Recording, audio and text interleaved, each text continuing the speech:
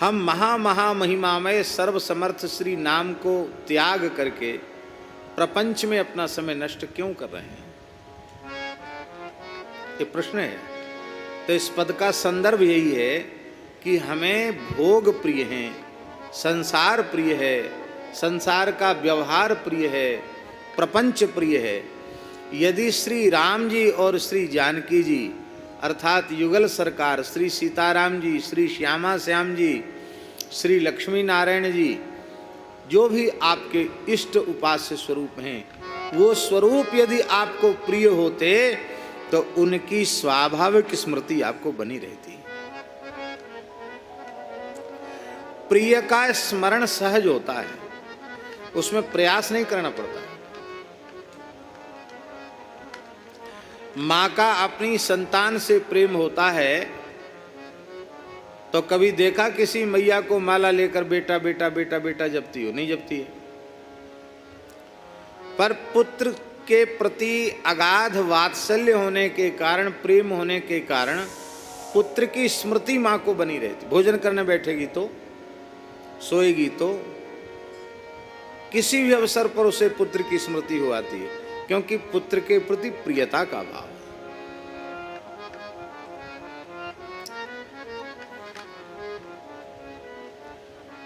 तो भगवान प्रिय क्यों नहीं हो रहे हैं? प्रश्न है।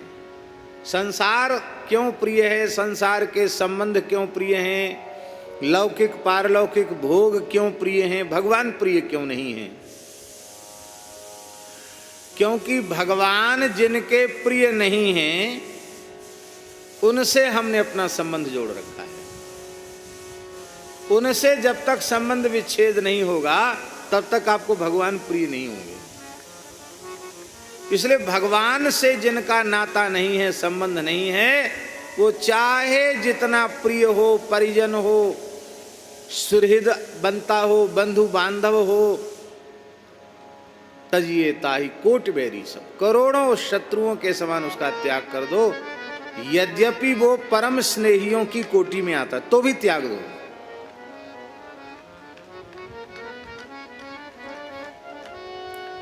भैया जी, बड़ी विलक्षण बात है।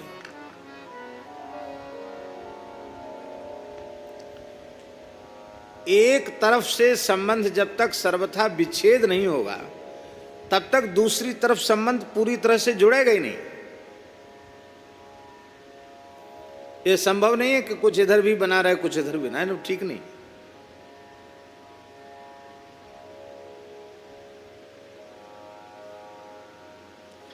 इसीलिए गोस्वामी जी ने रामचरितमानस में कहा, राम जी कह रहे हैं विभीषण शरणागति के प्रसंग में,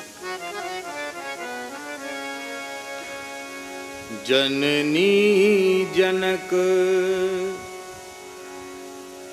ये परम स्नेहियों की कोटि में है सब। जननी जनक बंधु सुत दारा, तन धन भवन सुहृद परिवारा। कितने हो गए? 10। जननी जनक बंधु सुत दारा, तन धन भवन सुहृद परिवारा। 10 हो गए। क्या करें?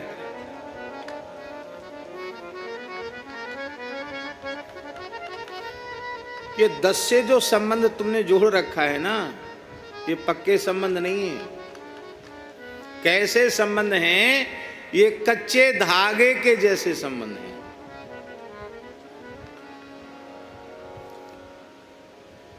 एक हल्के से झटके में टूट जाने वाले संबंध हैं। टूटते हैं कि नहीं? देखें, संसार के अत्यंत से अत्यंत घनिष्ठ संबंध सामान्य सी घटना पर टूट जाते हैं।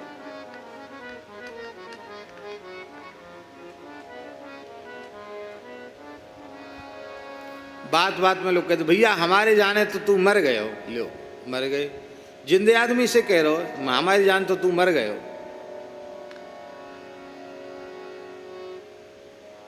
ऐसा हो जाता है। और वो 10 धागे उनको बढ़िया से एक में बट दिया जाए तो एक एक धागा टूट जाएगा, 10 को बटा जाए तो वो टूटेगा नहीं? टूटेगा।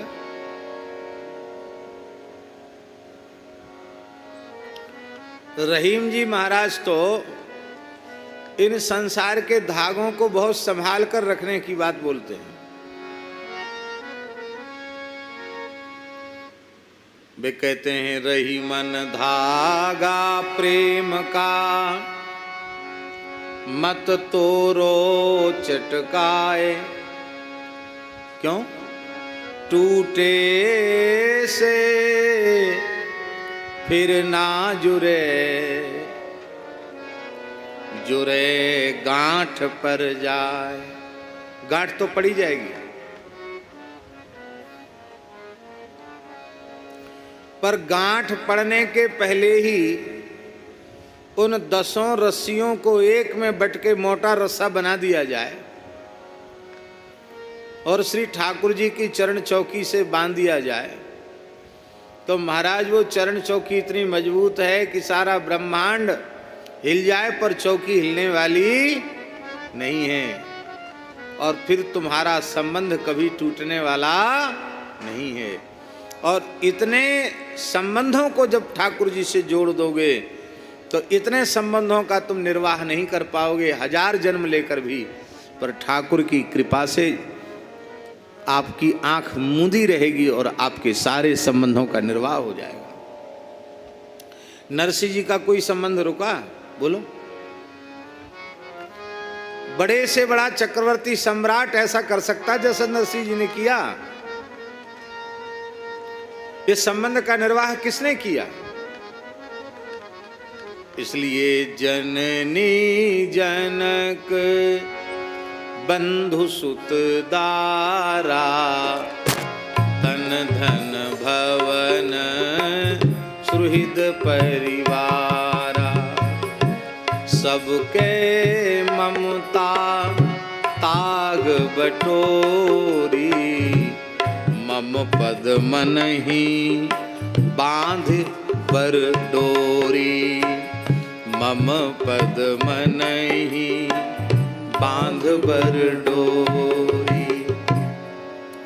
यही डोरी प्रेम डोरी बन जाएगी, और जब प्रेम डोरी बन जाएगी तो ठाकुर जी कहेंगे झीनी झीनी प्रेम की डोरी, मोह पे तोरी छोरी न जाए। झीनी झीनी, झीनी है, बहुत मोटी नहीं, लेकिन प्रेम की डोरी, मोह पे तोरी छोरी न जाए। ना हम इसको तोड़ सकते और ना हम इसको छोड़ सकते।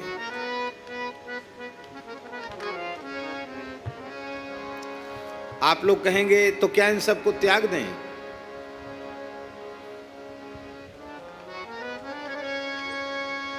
बहुत सूक्ष्म बात है। जननी के रूप में हमारा संबंध राम जी से है।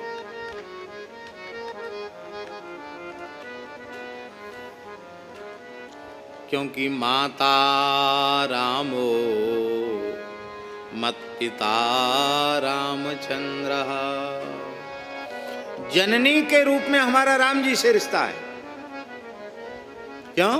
जननी से नहीं, बोले नहीं, जिसे तुमने जननी मान रखा है वो तो शरीर है जननी का, वो जननी नहीं है। वो जननी का शरीर है, वो जननी नहीं है। जननी जो है वो शरीरी है, शरीरी आत्मा।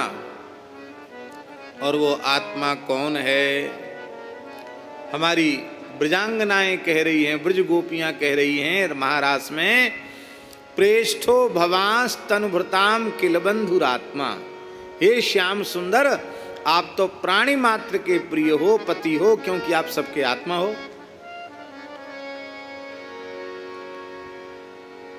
तो माता का देह माता नहीं, माता का आत्मा माता है। वह आत्मा श्री कृष्ण ही हैं, श्री राम जी ही हैं।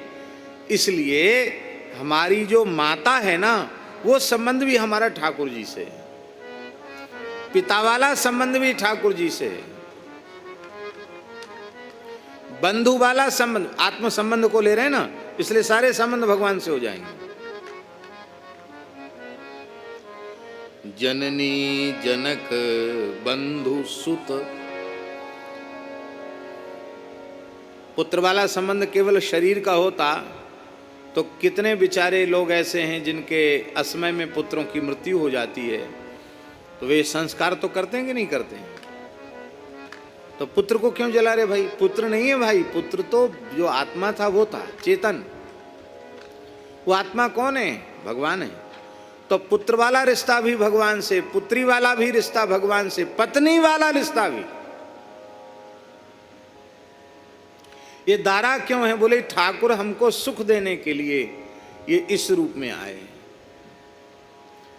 हमारी सेवा करने के लिए इस रूप में आए। और देखो भगवान की कैसी विलक्षण लीला है। माताओं के हृदय में जैसा सेवा भाव भगवान देते हैं, हम कोई ऐसी बात नहीं कह रहे हैं, पक्षपात वाली बात नहीं कह रहे हैं, क्योंकि यहाँ तो वैसे भी 2-3 माताएं प्रत्यक्ष रूप में बैठी हैं। यहाँ तो साधक वर्ग ही अधिक है।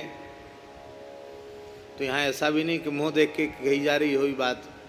कई बार जहाँ जिधर भीड़ ज़्यादा होती उधर की बात भी लोग कह देते हैं। यहाँ तो ऐसी बात नहीं। पर माताओं के हृदय में सेवा का भाव बहुत अधिक होता है।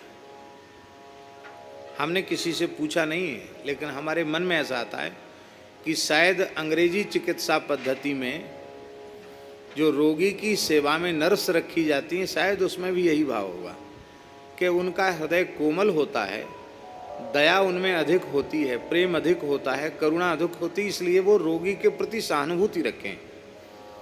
पुरुष वर्ग करीब कठोर होता है, झल्ला भी जाता है, ये झल्लाती कम है। तो इस रूप में भी भगवान है।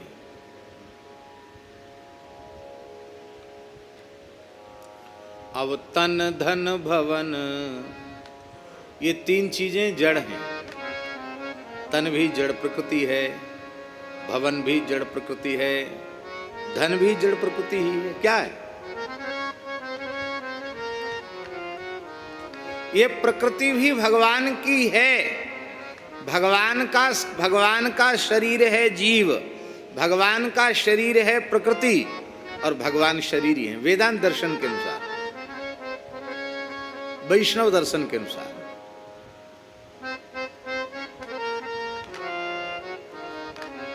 तो तन धन भवन किस लिए हैं?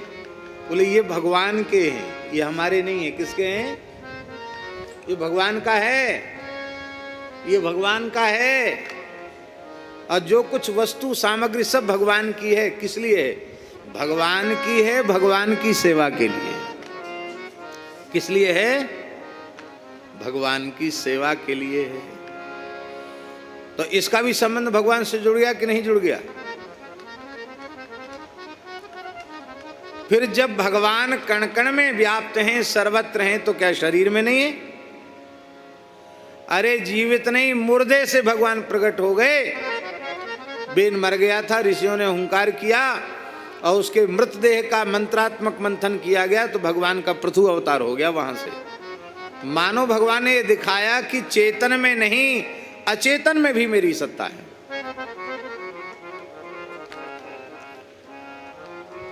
खंभा चेतन है कि जड़? जड़ है, पर जड़ खंभे से भगवान नरसिंह प्रकट हो गए। इसलिए जब कण कण में भगवान है, तो तन में, धन में, भवन में भगवान क्यों नहीं? सब भगवान की सेवा के लिए। इतनी सी बात है, इतनी सी बात है। जब हम शरीर संसार को भोग के लिए स्वीकार करते हैं, तो अविद्या माया बनकर बंधन का कारण बन जाते हैं। और जब इन्हें हम भगवान की सेवा के लिए स्वीकार करते हैं तो ये उपासना बनकर, भक्ति बनकर हमारे मोक्ष का साधन बन जाते हैं।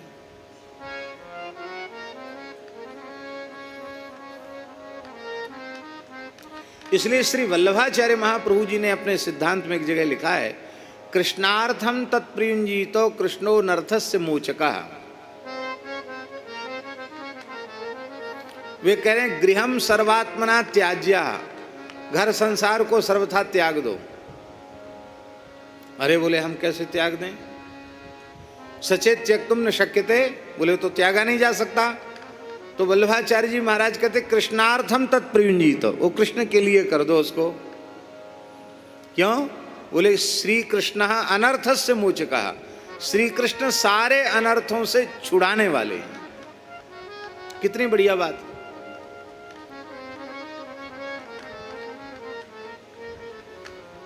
परिवार भी, तन धन भवन सुहृद परिवारा। तो मूल बात इतनी सी है कि भगवान जिन्हें प्रिय नहीं है और वे तुम्हारे प्रिय परिजन बनते हैं तो उनको लंबी दंडोत कर लो, भैया हमारी तुम्हारी राम राम है गई। यदि आप हमारे राम जी के नहीं तो हमारे किसी काम के नहीं, यदि मेरे राम के नहीं तो फिर मेरे किसी काम के नहीं। ऐसा जब तक नहीं करोगे तब तक बात नहीं बनने वाली। हमारे पूज्य गुरुदेव भक्तमाली जी महाराज कहते थे,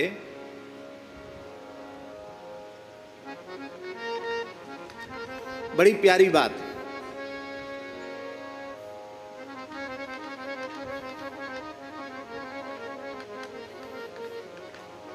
महाराज जी कहते थे, ये काशी के एक विद्वान थे, बहुत अच्छे विद्वान थे और एक प्रकार से ऋषि ही थे, ऐसा पवित्र जीवन था उनका। एक ही पुत्र था उनके।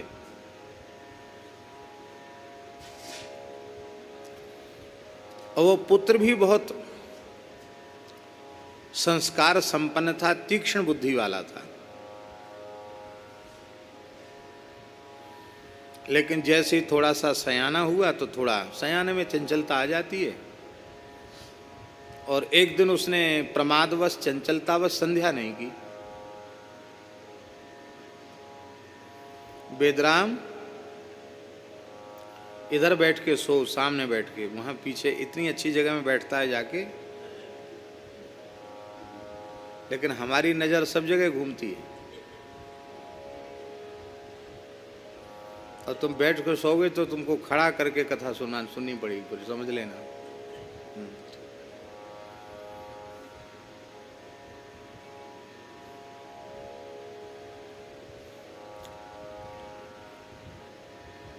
तो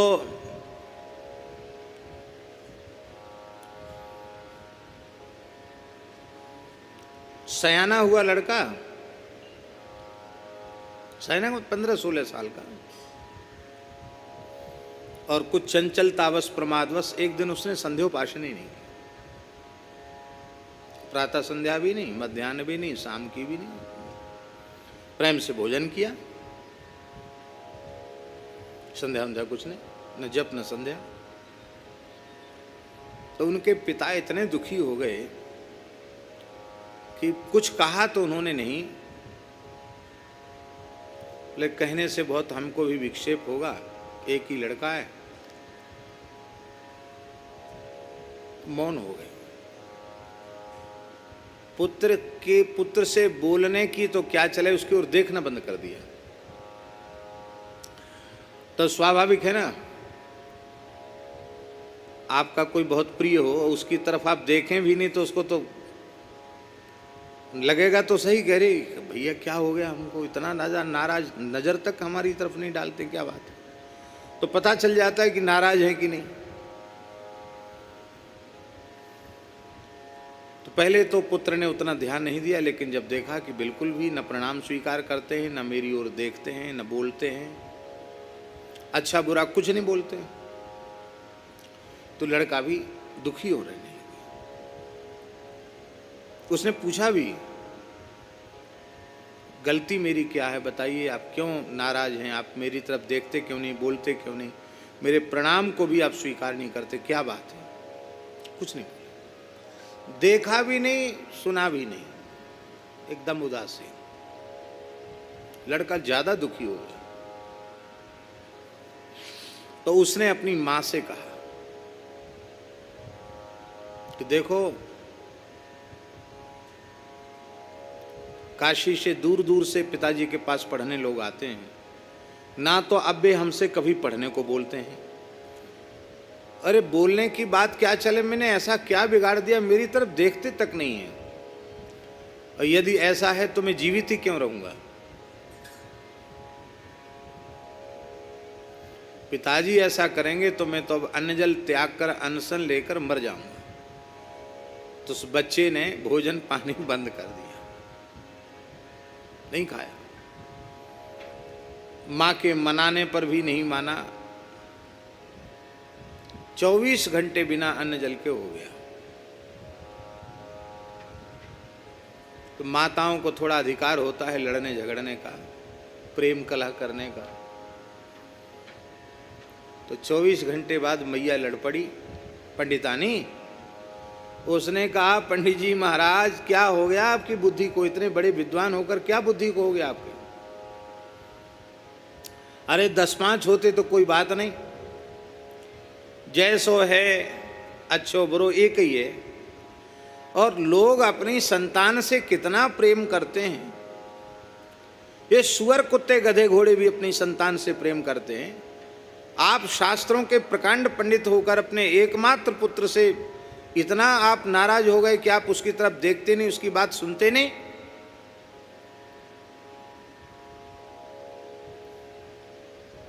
आपको पता है, उसने निश्चय कर लिया कि मैं प्राण त्याग दूंगा। 24 घंटा हो गया, पानी नहीं पिया उसने।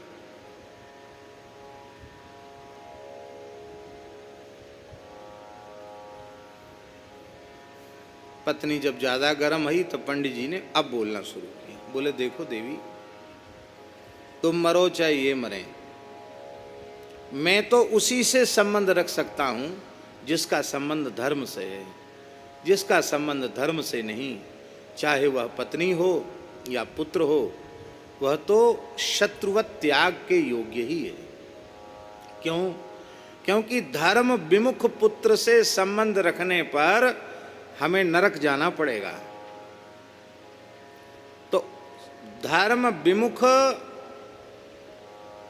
अपने संबंधी से संबंध स्वीकार करने पर नरक जाना पड़ता है। इसलिए संतान के पुण्य पाप का प्रभाव होता है। उनके पुण्य से पितर स्वर्ग भी चले जाते हैं, उनके पाप से नरक भी चले जाते हैं। और हमारा संबंध नहीं होगा तो इसके किए हुए का इसी को भोगना पड़ेगा, हमको नहीं भोगना पड़ेगा। हम मुक्त हो जाएंगे पर हमें इसका किया नहीं भोगना पड़ेगा।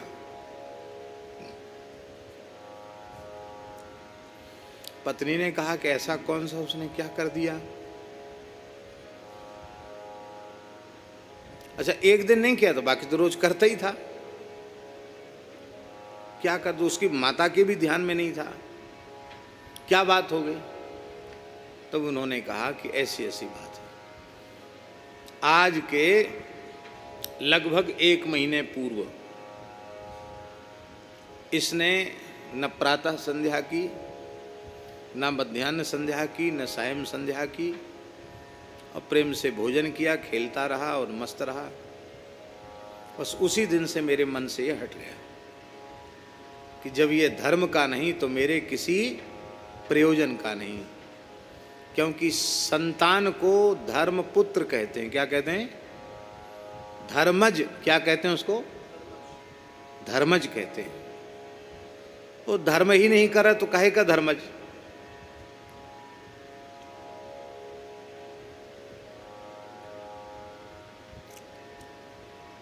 अब पुत्र की भी समझ में आया, हाँ अमुक दिन मैंने संध्या नहीं की। क्यों नहीं की? ऐसे। तो ऐसे क्यों? आखिर तेरी संध्या क्यों छूटी? तो उस पुत्र ने कहा कि पिताजी क्षमा करना, कुछ दिन पूर्व आप सवेरे जैसे ही संध्योपासन के लिए बैठना चाहते थे, तब तक कुछ लोग आ गए, उनमें आप बातचीत में व्यस्त हो गए। इसके बाद फिर आपने दोपहर में भोजन कर लिया, विद्यार्थियों को पढ़ाने लगे, फिर आप भोजन कर लिया। तो मेरे मन में आया कि कभी फुर्सत होए तो संध्या कर लेनी चाहिए, और नहीं तो कोई बात नहीं, भोजन कर लो, विश्राम कर लो। तो आपने भी तो अमुक दिन एक समय संध्या नहीं की, और मैंने सोच लिया कि संध्या इतनी कोई जरूरी नहीं है। तो कहते उनके पिताजी ने प्रायश्चित किया, उनको विस्मृति में हो, माने उनको स्मृति में ये रहा है कि मैंने संध्या कर ली, और वस्तुतः संध्या उनकी छूट गई थी। तो गुरु महाराज जी जब काशी पढ़ते थे तब की घटना है। तो महाराज जी कहते थे, वो गुरुजी सबको कहते थे कि देखो, मैंने एक दिन संध्या में प्रमाद किया तो मेरे पुत्र ने 1 महीना संध्या में प्रमाद हुआ उसका। इसलिए छोटों को धर्म के मार्ग पर चलाने के लिए बड़ों को बहुत सावधानी पूर्वक रहना चाहिए, उन्हें अपना नित्य कृत्य त्यागना नहीं चाहिए। तो हम तो इस घटना को केवल इस अंश में कह रहे हैं कि जैसे उन पंडित जी ने अपने पुत्र का संबंध त्याग दिया केवल एक दिन संध्या न करने पर, ऐसे ही जब भगवत विमुख का हम त्याग करेंगे तो ही हमारा भगवत प्रेम संबंध सुदृढ़ होगा, नहीं तो भगवत संबंध सुदृढ़ नहीं होगा। हम विमुखों से भी संबंध बना के रखते हैं, और फिर बचा खुचा प्रेम भगवान से करते हैं। बचा खुचा ही कितना, हम अपनी कहते हैं हमारा अन्न जल से जितना प्रेम है उतना प्रेम भगवान से नहीं है। उससे चौथाई प्रेम भी राम जी से होता तो राम जी प्रत्यक्ष खेलने लग जाते सामने। हमारा प्रेम तो अन्न जल से है, भगवान से नहीं है। भगवान से प्रेम हो गया। जाके प्रिय न राम वेदे, जाके प्रिय न राम वेदे, जाके प्रिय न राम वेदे, जाके प्रिय न राम वेदे, जाके प्रिय न राम वेदे,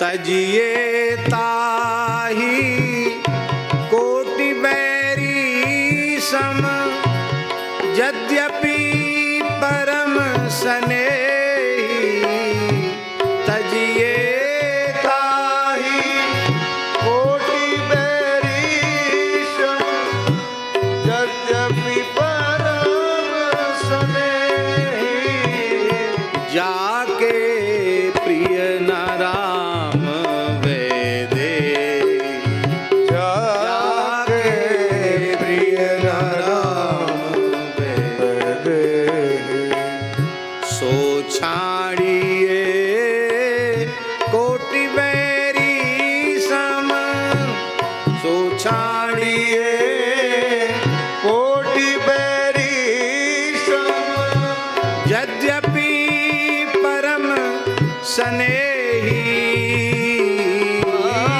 यद्यपि परम स्नेही, जाके प्रिय न राम वेदे, जाके प्रिय न राम वेदे। कोई है ऐसा इतिहास में जिसने अपने परम स्नेहियों का त्याग किया? बोले हाँ है। तजो पिता प्रहलाद, विभीषण बंधु भरत महतारी, तजो पिता प्रहलाद विभीषण बंधु भरत महतारी। बलि गुरु तजो कंत ब्रज बनी तन। बलि गुरु तजो कंत ब्रज बने तन। भई मुद मंगलकारी।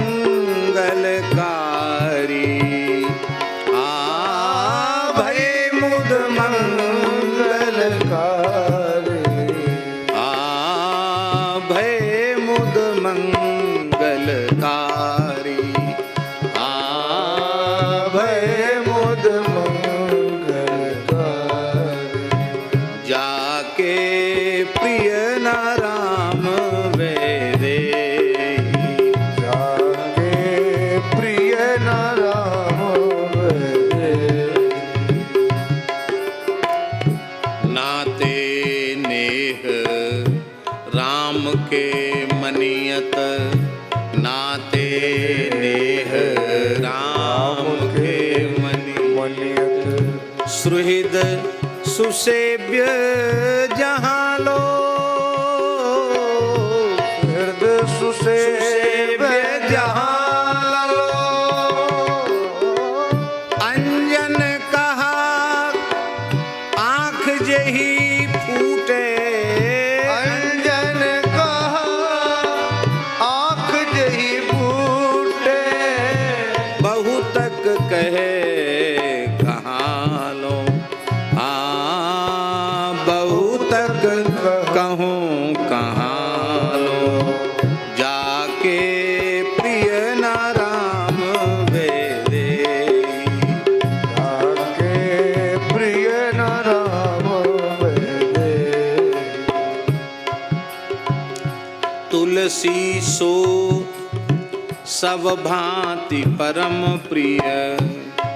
शीशो सब भांति परम प्रिय। तुलसी सो सब भांति परम प्रिय।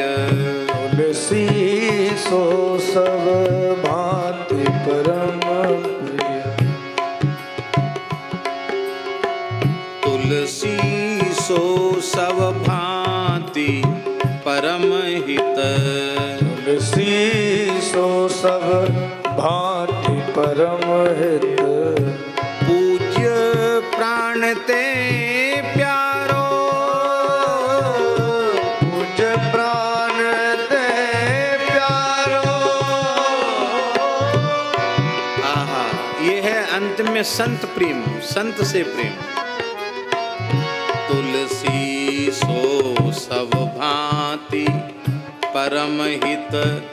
पूज्य प्राण ते प्यारो। पूज्य प्राण ते प्यारो। जासो होए स्नेह राम पद। आसो होए स्नेह राम पद। जासो होए स्नेह राम पद। जासो होए स्नेह राम पद। हे तो मतो हमारो। ए तो मतो हमारो। ए तो मतो हमारो। ए तो मतो जाके प्रिय न राम वेदे। जाके प्रिय न राम वेदे। तजिए ताही कोटि बैरी सम। तजिए ता